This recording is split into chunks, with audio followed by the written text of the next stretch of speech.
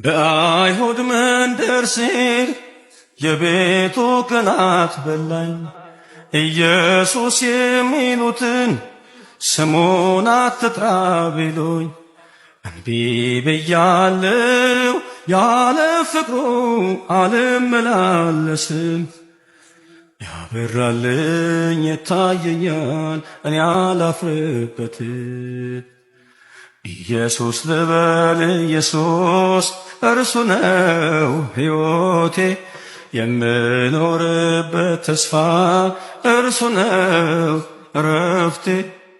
ያለ ጌታ ብኖርማ እንዴት እሆናለሁ? ስለ ስሙ ብነቀፍም ነፍሴን እሰጣለሁ።